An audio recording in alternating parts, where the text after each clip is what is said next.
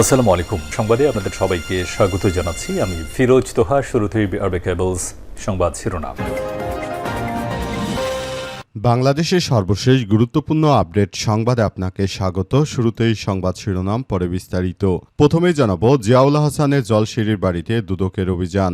বরখাস্ত সাবেক সেনা কর্মকর্তা জিয়াউল হাসানের নারায়ণগঞ্জের রূপগঞ্জে জলসিঁড়ির বাড়িতে অভিযান চালিয়েছে দুর্নীতি দমন কমিশন দুদক। সংস্থাটির পক্ষ থেকে এক খুদে বার্তায় তথ্য নিশ্চিত করা হয়েছে। দুদকের উপপরিচালক মোহাম্মদ হাফিজুল ইসলামের নেতৃত্বে একটি দল এই অভিযান চালায়। অভিযানে জলসিঁড়ির ওই বাড়িতে রক্ষিত মালামালের তালিকা ইনভেন্টরি করা হচ্ছে বলে জানা গেছে। এরপর জানাবো, যারা পালিয়ে যায় তারা আর ফেরত আসে না, বললেন নাহিদ ইসলাম। যারা পালিয়ে গেছে তারা আর কখনোই ফেরত আসবে না। সাহস থাকলে পালিয়ে না গিয়ে বিচারের মুখোমুখি হতে পারত। মানবতা বিরোধীর মামলায় মৃত্যুদণ্ডপ্রাপ্ত আসামি শেখ হাসিনার কার্যক্রম নিষিদ্ধ আওয়ামী লীগ নেতাকর্মীদের উদ্দেশ্য করে এমন মন্তব্য করেছেন জাতীয় নাগরিক পার্টি এনসিপির আহ্বায়ক ও বিরোধী দলীয় চিফ হুইপ মোহাম্মদ নাহিদ ইসলাম। এদিকে গণভোটের রায় বাস্তবায়নে ধানাই পানাই মানব না, বললেন জামাতের আমির। বাংলাদেশ জামাত ইসলামের আমির ডাক্তার শফিকুর রহমান জানিয়েছেন যে বিএনপি যেভাবে ধানাই পানাই শুরু করেছে সেটা কোনোভাবেই মানব না। গণভোটের রায় বাস্তবায়নে কোনো ছাড় দেওয়া হবে না। অতি দ্রুত সরকার পতনের ডাক দেওয়া হবে বলে কঠোর হুঁশিয়ারি দিয়েছেন বিএনপিকে জামাতের আমির।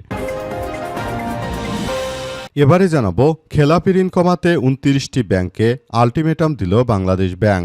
যেসব ব্যাংকের খেলাপি ঋণ ২০% উপরে আছে এসব ব্যাংকগুলোর খেলাপি ঋণ আগামী ৬ মাসের মধ্যে ১০% নামিয়ে আনা এবং যেগুলোর খেলাপি ঋণ ১০%-এর উপর আছে সেগুলোর খেলাপি ঋণ ১০-এর নিচে আনতে আলটিমেটাম দেওয়া হয়েছে।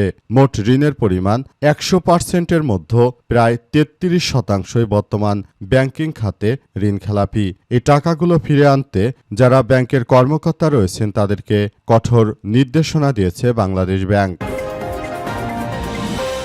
এবং সর্বশেষ জানাবো, ভারতের দিল্লিতে ককরোচ জনতা পার্টির পদযাত্রায় পুলিশের বাধা, ব্যাপক লাঠিচার্জ। ভারতের রাজধানী দিল্লিতে ককরোচ জনতা পার্টির সংসদ অভিমুখে পদযাত্রাকে কেন্দ্র করে পুলিশ ও আন্দোলনকারীদের মধ্যে ব্যাপক সংঘর্ষের ঘটনা ঘটেছে। আজ পার্লামেন্টের বর্ষাকালীন অধিবেশনের প্রথম দিন কর্মসূচি শুরু হতেই বিক্ষোভকারীদের ছত্রভঙ্গ করতে পুলিশ লাঠিচার্জ করে। ঘোষিত সংসদ চলো কর্মসূচিতে অংশ নিতে হাজার হাজার সিজেপি সমর্থক জড়ো হতে থাকেন। এ সময় তাদেরকে আটকে রাখতে দিল্লি পুলিশ ব্যাপক লাঠিচার্জ করেছে। প্রিয় দর্শক, এতক্ষণ শুনছিলেন সংবাদ শিরোনাম, এবারে বিস্তারিত। তবে তার আগে বন্ধুরা অনুরোধ থাকবে, এই সংবাদটিতে একটি লাইক দিন। এই চ্যানেলে আপনি নতুন হয়ে থাকলে আমাদের সংবাদটি দেখতে দেখতে চ্যানেলটি সাবস্ক্রাইব করে রাখুন। কমেন্ট করে বন্ধুরা আপনার মূল্যবান মতামত জানিয়ে দিন আপনি বিশ্বের কোন দেশ থেকে বা বাংলাদেশের কোন স্থান থেকে আমাদের সংবাদটি দেখছেন এবং শুনছেন। আর বন্ধুরা, সংবাদটি আপনার সোশ্যাল মিডিয়া ফেসবুকে শেয়ার করে বন্ধুদেরও দেখার সুযোগ করে দিন। গাজা যুদ্ধে আপনি যদি নিরীহ ফিলিস্তিনিদের ভালোবেসে থাকেন বন্ধুরা, কমেন্টে ইয়েস লিখে পুরো বিশ্ববাসীকে আমাদের এই তাজা আপডেটটি দেখার সুযোগ করে দিন। আজকের এই সংবাদ সম্পর্কে আপনার মূল্যবান মতামত কমেন্ট বক্সে কমেন্ট করে জানিয়ে দেওয়ার পাশাপাশি আমাদের সঙ্গেই থাকুন। এবারে বিস্তারিত। সাবেক সেনাবাহিনী কর্মকর্তা জিয়াউল হাসানের জলসিঁড়ির বাড়িতে দুদকের অভিযান। সাবেক সেনা কর্মকর্তা এবং কসাই হিসেবে পরিচিত যে শেখ হাসিনা নির্দেশে অসংখ্য মানুষকে গুমের সঙ্গে জড়িত সেই জিয়াউল হাসানের এবার জলসিঁড়ির বাড়িতে অভিযান শুরু করেছে দুদকের কর্মকর্তারা। জানা গেছে যে হাজার হাজার কোটি টাকা যে জিয়াউল হাসান এতদিন আয় করেছিল এবং মানুষ গুম খুনের মধ্য দিয়ে আসলে জিয়াউল হাসান যেভাবে বাংলাদেশটাকে একটি শ্মশানে পরিণত করেছে তার অবশ্যই বিচার হওয়া উচিত। এই কুখ্যাত জিয়াউল হাসান সেনা কর্মকর্তা, সাবেক এনটিএমসির পরিচালক জিয়াউল হাসান এই কুখ্যাত সন্ত্রাসী, তিনি বাংলাদেশটিকে একটি ধ্বংসাত্মক রাষ্ট্রের দিকে পরিণত করেছিলেন। এখন অবশ্যই তার বিচার হতে হবে, কারণ তার নেতৃত্বেই তৎকালীন সময় শেখ হাসিনা যেভাবে নির্দেশনা দিত সেভাবেই বাংলাদেশে এই গুমখুনগুলো করা হতো। গুমখুনের পরিধি এতটাই বিস্তৃত হয়েছে যে সবাই আসলে খুবই সতর্কতার মধ্যে রয়েছে এবং এই মুহূর্তে সবাই আসলে বলাবলি করতে শুরু করেছে যে এটি আমাদের সবার জন্য অনেক বেশি সমস্যার সৃষ্টি করেছে। এই ধরনের কার্যক্রম আসলে চালিয়েছে এই কুখ্যাত সন্ত্রাসী জিয়াউল হাসান। তার মাধ্যমে মূলত পুরো বাংলাদেশটাকে একটি ধ্বংসাত্মক কার্যক্রমের দিকে নিয়ে গেছে পালিয়ে যাওয়া ফ্যাসিস্ট স্বৈরাচারী শেখ হাসিনা। কারণ এই স্বৈরাচার হাসিনা আসলে এই মুহূর্তে তারা এমনভাবে কার্যক্রম চালিয়েছে যে সেটি আসলে সবার জন্য এক ভয়াবহ বিপর্যয়কর পরিস্থিতির সৃষ্টি হয়েছিল। মূলত জিয়াউল হাসান মানুষ খুন করে তারপর তাদের রক্ত দিয়ে হোলি খেলা খেলত, কিন্তু এই লোকটি যখন গ্রেপ্তার হয়েছে তখন তিনি বলছেন যে তিনি নাকি কোনো অপরাধী করেননি, অথচ দেশের প্রতিটি অপরাধের সঙ্গে জিয়াউল হাসানের ওতপ্রোতভাবে জড়িত থাকার তথ্য পাওয়া গেছে। যারা পালিয়ে যায় তারা আর ফেরত আসে না বললেন নাহিদ ইসলাম। জাতীয় নাগরিক পার্টি এনসিপির নেতা নাহিদ ইসলাম জানিয়েছেন যে যারা বাংলাদেশ ছেড়ে পালিয়ে গেছে তারা আর কখনোই বাংলাদেশে ফেরত আসতে পারেনি, শেখ হাসিনাও পারবে না। কারণ বাংলাদেশের সিস্টেমটাই এমন যে যারা বাংলাদেশ ছেড়ে একবার পালিয়ে গেছে তারা কখনোই এদেশে আর ফেরত আসতে পারেনি। আজ তিনি আওয়ামী পলাতক নেতাকর্মীদের উদ্দেশ্যে এমন বার্তা দিয়েছেন। এ সময় তিনি আরও জানিয়েছেন যে দেশটাকে সুন্দরভাবে গড়ে তুলতে আমাদের সবাইকে একসঙ্গে কাজ করতে হবে। দেশের প্রতিটি সংস্কার আমাদেরকে খুব গুরুত্ব সহকারে করতে হবে বলে জানানো হয়েছে। এছাড়াও আরও বলা হয়েছে যে এই ধরনের কার্যক্রম যেন কোনোভাবে আর না ঘটে সেই ব্যাপারটি সবাইকে গুরুত্ব সহকারে দেখতে হবে। আওয়ামী দুর্বৃত্তরা তারা ভারতে পালিয়ে গেলেও এখনও তাদের ষড়যন্ত্র থেমে নেই। তারা প্রতিনিয়ত বাংলাদেশের বিরুদ্ধে ষড়যন্ত্র করে যাচ্ছে এবং তাদের এই ষড়যন্ত্রের বিষদাঁত উপড়ে ফেলতে হবে বলে জানিয়েছেন নাহিদ ইসলাম। তিনি বিষয়গুলো নিয়ে সবার প্রতি উদাত্ত আহ্বান জানিয়ে বলেছেন যে সবাইকে বলতে চাই আপনারা যার যার জায়গা থেকে এই আওয়ামী দুর্বৃত্তদের ব্যাপারে যথাযথভাবে কার্যক্রম চালিয়ে যান। যদি এটা চালাতে না পারেন তাহলে ভবিষ্যতে এই সন্ত্রাসী রাজনৈতিক দলটি তারা বাংলাদেশটাকে আরও ভয়াবহ বিপর্যয়ের মধ্যে ফেলে দিতে পারে বলে এমন কঠোর হুঁশিয়ারি দিয়েছেন নাহিদ ইসলাম। তিনি বিষয়গুলো নিয়ে সবার প্রতি উদাত্ত আহ্বান জানিয়ে বলেছেন যে এই উত্তরার যারা জাতীয় নাগরিক পার্টির নেতাকর্মী আছে তারাই হাসিনা আসলে সর্বপ্রথম প্রতিহত করবে।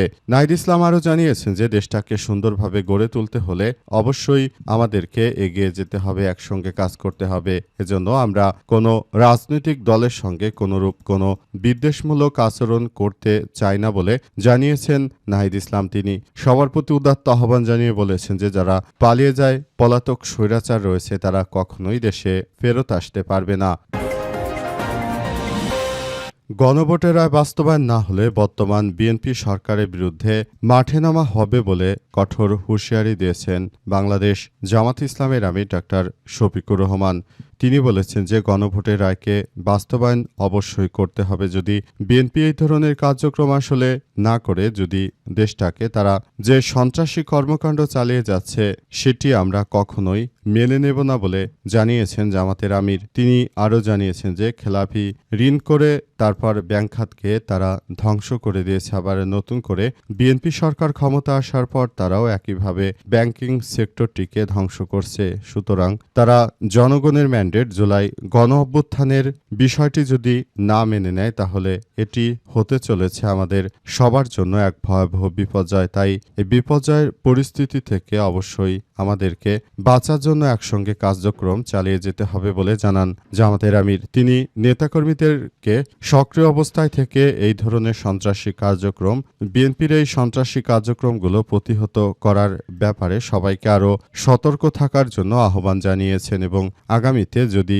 এই সরকার জুলাই গণ অভ্যুত্থানের বিষয়গুলো মেনে না নেয় তাহলে আগামীতে সরকার পতনের বৃহত্তর আন্দোলনের ঘোষণা দেয়া হবে বলে এমন কঠোর হুঁশিয়ারি দিয়েছেন বাংলাদেশ জামাত ইসলামের আমির ডাক্তার শফিকুর রহমান। তিনি ইতিমধ্যে এই কার্যক্রম চালিয়ে যাওয়ার ব্যাপারগুলো নিয়ে সবাইকে একসঙ্গে নিয়ে তিনি দেশটাকে সুন্দরভাবে গড়ে তোলার দৃঢ় প্রত্যয় ব্যক্ত করেছেন।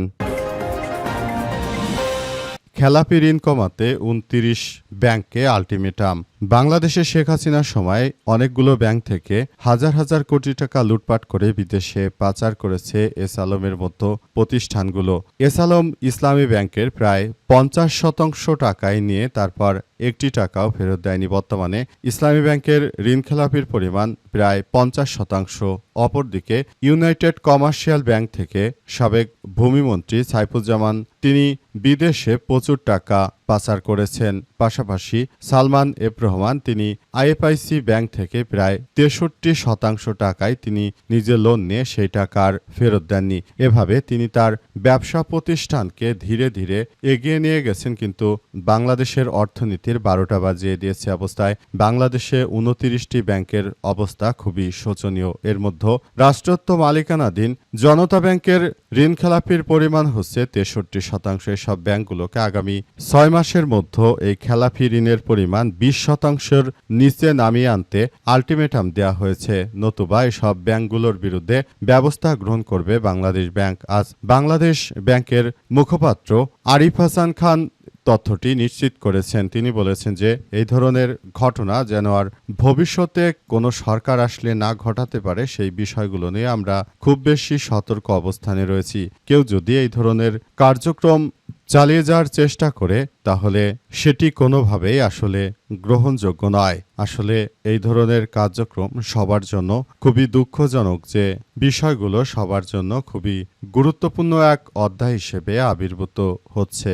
কেউ যেন এই ধরনের ঘটনাগুলো না ঘটাতে পারে সেটি দেখভাল করতে হবে।